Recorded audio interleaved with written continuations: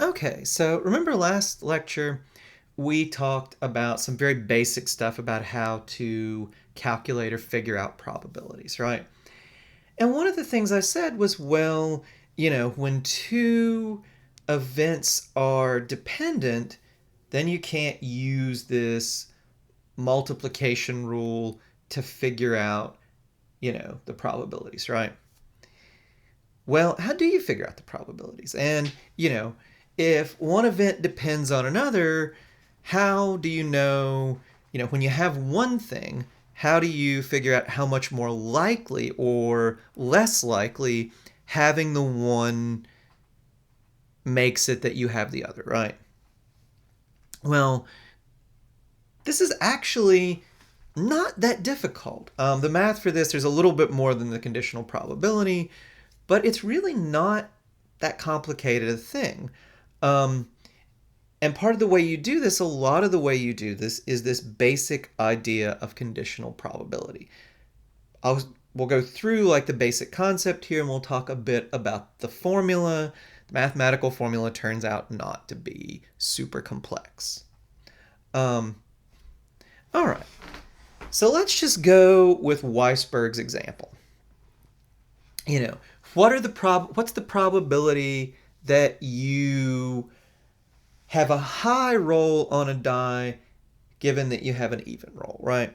Imagine that your friend rolls a die behind a screen and you say, well, what did you get? And he says, well, I'm not going to tell you what I got, but I'll tell you that it was even, right? Well, if you had to guess, what would be the probability that he had a high roll given that he had an even roll, right? High, 4, 5, 6, the half of the numbers on the high end, even 2, 4, 6. Well, now that you know that the roll was even, what's the probability that it's high, right?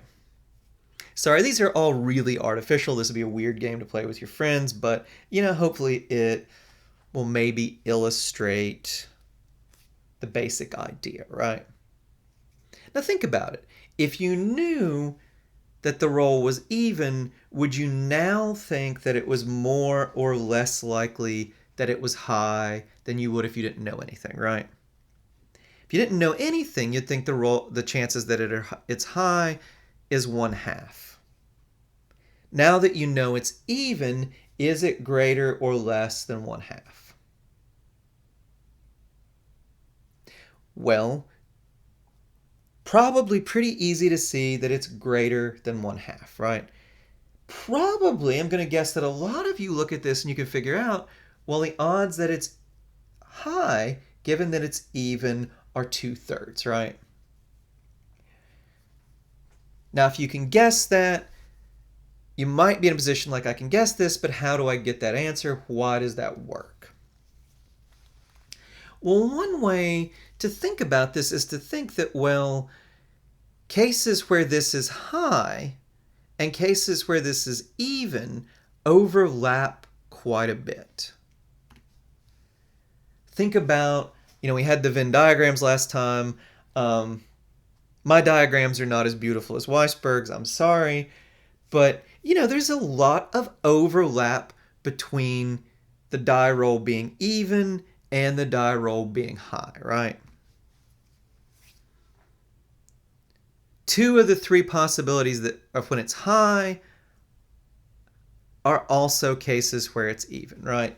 And 2 of the 3 cases where it's even, the 4 and the 6, are also cases where it's high.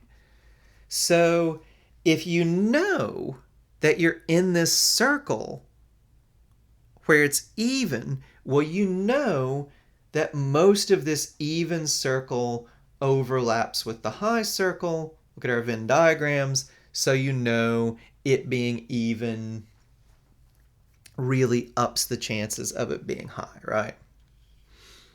Sorry, mathematically, whatever, my circles might not overlap 2/3. Don't get too hung up on the diagram. It's just to illustrate, the basic idea here, right? On the other hand, if you found out that it was odd, well, what then would that make it more or less probable that it's high, right?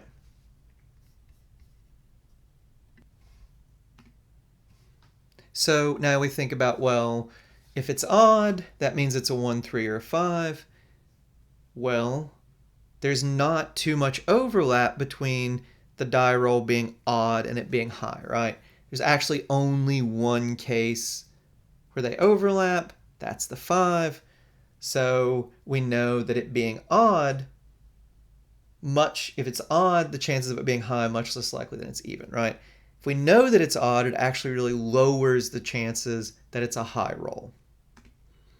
The circle for it being odd doesn't overlap as much with the circle for it being high, right? Or think of another case. If you know that the roll is even, well, you definitely know it's not a 5, right? Those two circles don't overlap at all. Now look, I know these are really simple. You're like, okay, why is he using diagrams to explain these super simple ideas? I'll come back to this because I actually think these diagrams are useful in thinking about why the formula for conditional probability, which I'm going to give you guys in a second, works. So what is the formula for conditional probability? Formula for conditional probability, our little symbol for that is probability of A / B. This means probability of A given that B. Well, the formula for conditional probability is the probability of A and B divided by B. If you want to know what the probability of A now that you have B is, you take the probability of A and B together being true, divide it by the probability of B. Here's an example of how this works, right? We'll actually just use this mathematical formula with the example with the die. Okay, so probability, H equals high number, E equals even number. What's the probability that it's high given that it's even, right? So what's the probability that the roll is high and even, right? Well, 6 different possibilities when you roll a die. 2 of those 6 possibilities, 4 and 6, are high and even, right? Well, that gets you 1/3 for high and even, right? What's the probability that even? Well, 1/2, 2, 4, 6, those are all even. 1 in 6 chance for each of those, 1/2, right? So what's the probability that it's a high roll given that it's even? You just divide high and even by the probability that even, divide 1/3 by 1/2, right? Different ways to do the math. It's not super complicated. You can cross multiply 2 over 1 times 1/3. You can just multiply these till they have common denominators and then get rid of the bottom fractions. Not super complicated math. Shouldn't be too hard. Do the math. You end up with the 2/3 number we had already, right? The math is not complicated, but I think you might be, always hated it in math or anything similar when they just throw a formula at you and say, all right, this works, plug it in, right? So I think we should say a little bit about why the formula works, right? I mean, think of it this way. The high and even cases, they are a pretty large proportion of the even cases, right?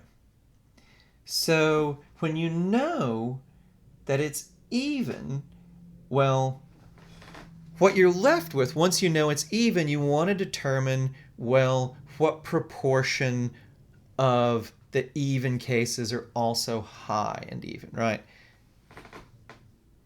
And when you do this division, it kind of just leaves you, with the percentage of the cases of the even cases that are high and even, right?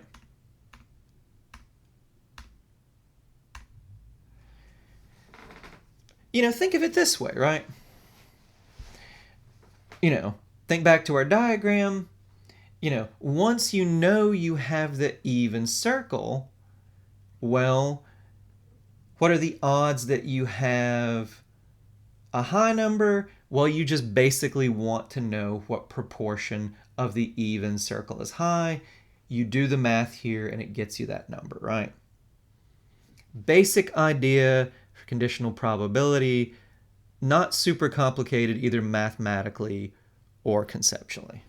But you can do some really interesting and cool stuff with this. All right, so hopefully that makes sense to you guys.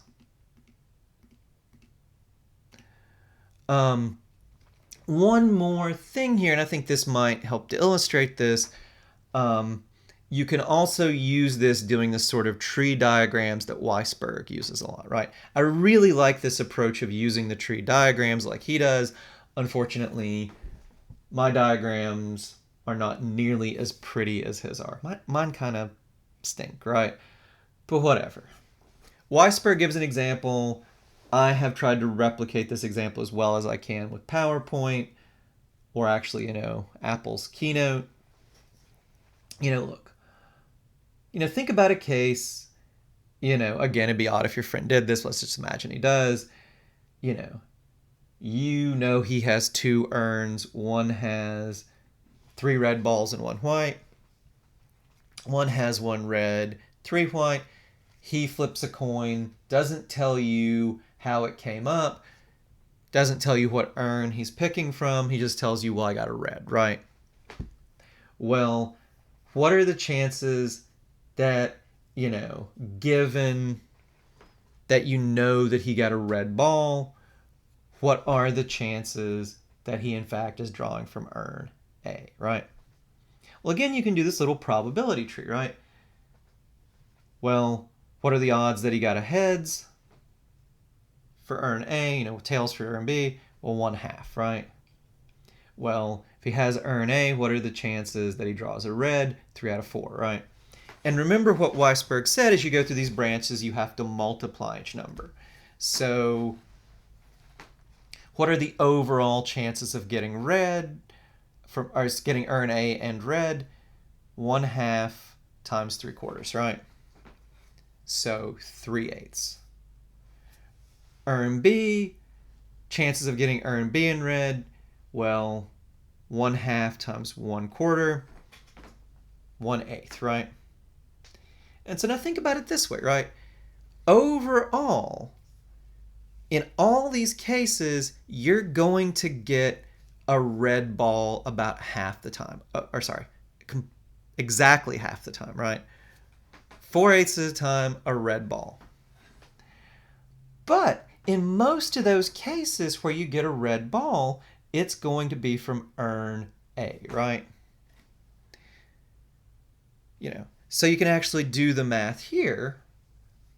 Urn A, red ball drawn, probability of A given that R, well, probability that A and R, A and red ball, 3/8. Overall probability that you get a red ball, 4/8. You can just reduce this 3/4, right? And again, this works because you want to know what proportion of the time when you have a red ball, it's also that you're drawing from urn A. You do this division, and that gives you that proportion, right? Or again, my Venn diagrams stink, but if you want one, look, imagine that urn A is the blue circle, red balls are the red circle. This works because that there's a huge amount of overlap between the two. Most of the time, when you have red, you also have urn A, right? Okay, so hopefully that makes sense to you guys. I know the examples are a little artificial. Um, to get natural examples, you have to have a little bit more stuff on the table. But hopefully, you guys are seeing the basic idea here and also how you can use this idea of conditional probability, but also this formula to maybe do some cool stuff.